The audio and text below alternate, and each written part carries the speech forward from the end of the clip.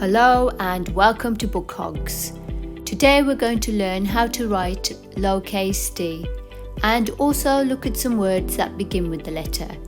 So let's begin. To write lowercase d, go around, up and down, around, up and down, around, up and down. Let's look at some words now. D for donut. D for dinosaur. D for desk.